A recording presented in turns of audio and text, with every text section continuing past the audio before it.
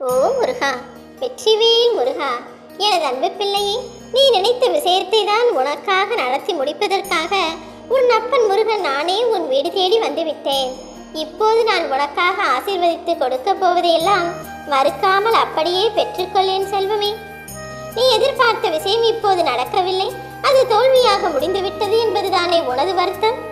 வெற்றியோ தோல்வியோ, அதிலிருந்து எப்போதும் ஏதாவது ஒரு பாடத்தையும் அனுபவத்தையும் கற்றுக்கொள்ள நீ தயாராகத்தான் இருக்க வேண்டும்.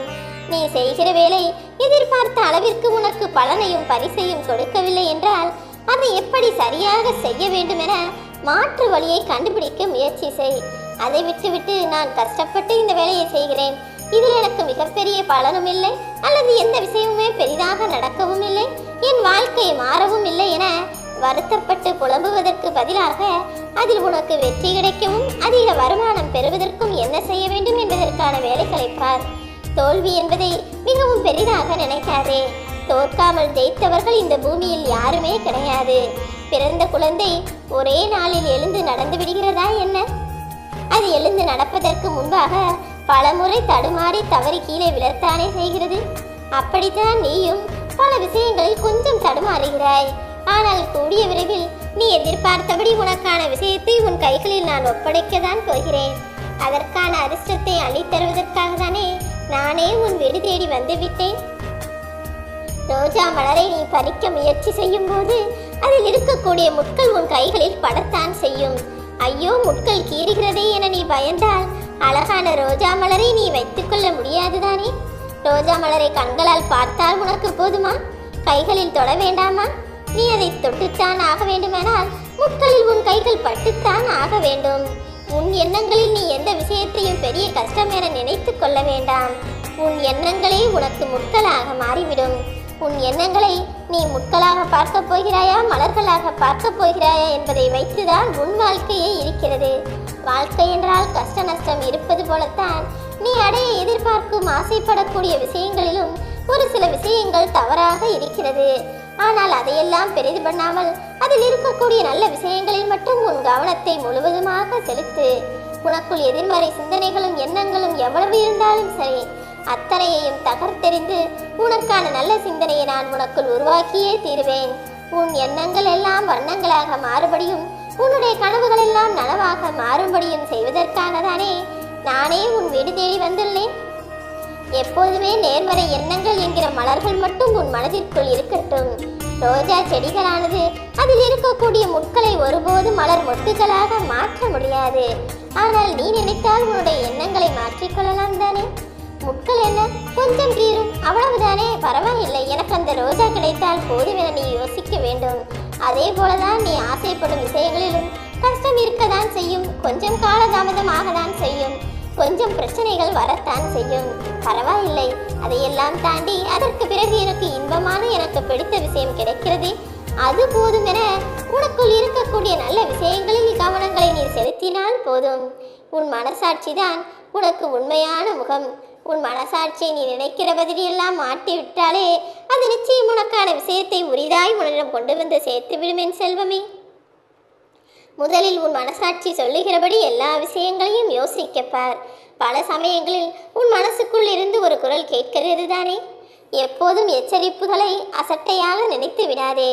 உன்னுடைய மனசாட்சி பல சமயங்களில் உனக்கு உதவுவதற்காக உன்னை எச்சரிக்கை செய்யும். அப்போதெல்லாம் நீதானே அதற்கு செவி சாய்க்க வேண்டும். உன் மனதிற்குள் இருக்கக்கூடிய மனசாட்சி என்பது உனக்கு நீதிபதியாக இருக்கிறது. ஒரு சில சமயங்களில் ஒரு சிலர் கேட்டிருப்பார்கள், மனசாட்சி இருப்பவர்கள் யாராவது இப்படி செய்வார்களா என்று. அப்படியென்றால் என்ன அர்த்தம்? மனசாட்சி இருக்கக்கூடிய மனிதனை நிச்சயம் அந்த மனம் எச்சரித்திருக்கும். அவருக்கு கெடுதல் செய்யாதே, இது தவறு, அதை செய்தால் இது நடக்கும், இது செய்தால் நீ திட்டு வாங்குவாய், அதை செய்தால் உனக்கு கெடுதல் நடக்கும் என பல விஷயங்களில் பல சமயங்களில் நீ தவறு செய்யும் போது, உன் மனம் எச்சரிக்கை செய்யும் போது மனசாட்சி சொல்லுகிறபடி கேட்டு நடக்க முயற்சி செய்.